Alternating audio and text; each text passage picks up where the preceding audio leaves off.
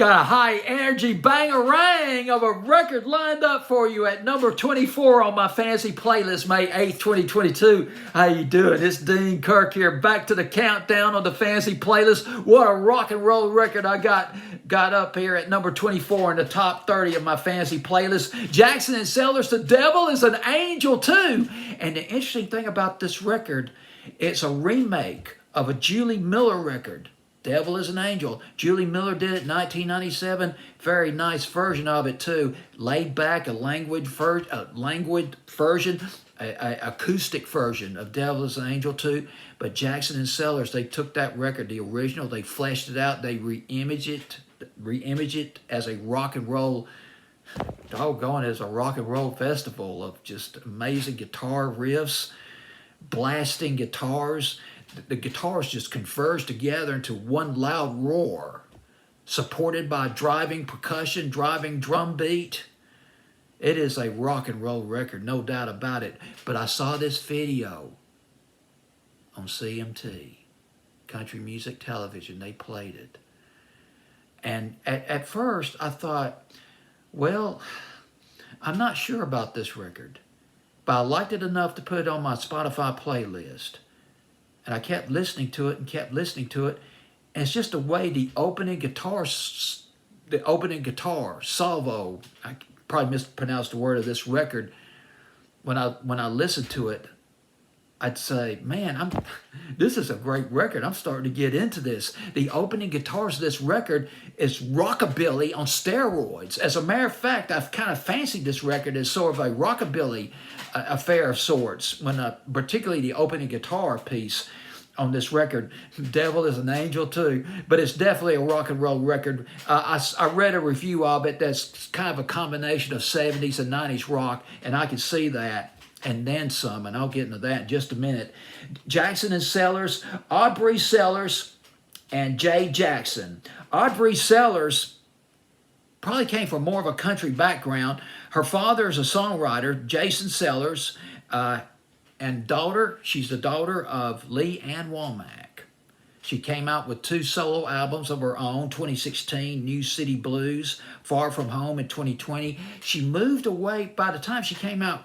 Aubrey Sellers, by the time she came out with her second album, she moved away from country towards rock, away from the steel guitars to the electric guitars. Jay Jackson, she is from California. She's come out with a couple of albums too.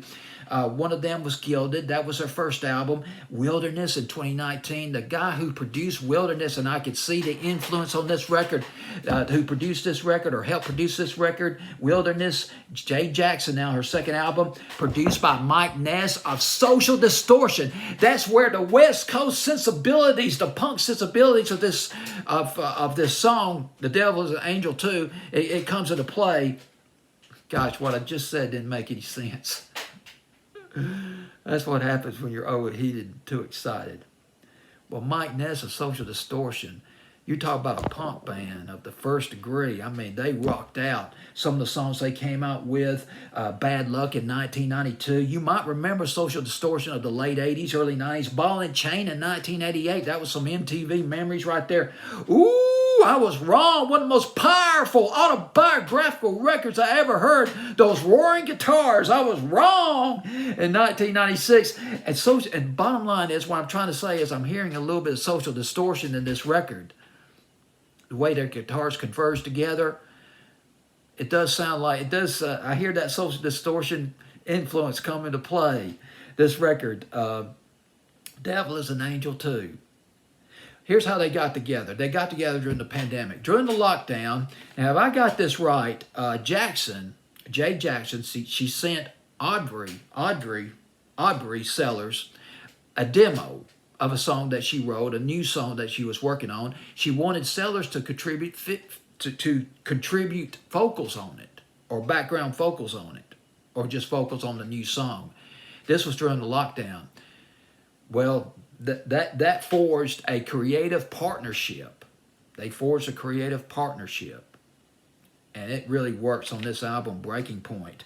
They contributed about 3 or 4 songs off the album, co-produced by Sellers and Ethan Ballinger, Breaking Point, the name of the album. It was recorded, well, the songs were written, their songs were written in Los Angeles. The songs they wrote for it was written in Los Angeles. But the album was recorded at a place called The Cabin in East Nashville. So here we go. Here we go, baby. We got the West Coast, and we got Nashville, the epicenter of country music, come into play. We got the punk, we got country, a little bit of country. A little bit of country, seasoned with a little bit of country in this record. And they covered a song by Susie Quatro, the Wild One. They covered that on that album, The Breaking Point. Well, there you go. That's it. The formats for this record. Boy, oh boy. Woo, put this on alternative radio station. Satellite or FM. Alternative, adult alternative. It's definitely a rock and roll jamboree, big time. And the more I listen to the record, the more infectious it is. It's that beginning guitar. It's, it just boom. Oh, man. Gotta listen to this. Crank that radio up and put the pedal to the metal in your car, or put the, press your foot down on the accelerator and speed up your car, when you get real excited listening to a record and you're in your car, you press down the accelerator to speed it up. It comes with this song right here. This song will make you do it. But and I mean that in a good way. All right, well, here we go. We got Jackson and Sellers, The Devil is an Angel 2 on my fantasy playlist, May 8th, 2022. It is a buzzworthy track. If you like a little bit of that rockabilly, like a little bit of social distortion, some of the 80s, early 90s alternative, mixed with maybe a little bit of country, a little dash of country, a little bit of that 70s rock and roll, boy, this is it. This is your thing right here. Jackson and Sellers, The Devil is an Angel 2 on my fantasy playlist, May 8th, 2022.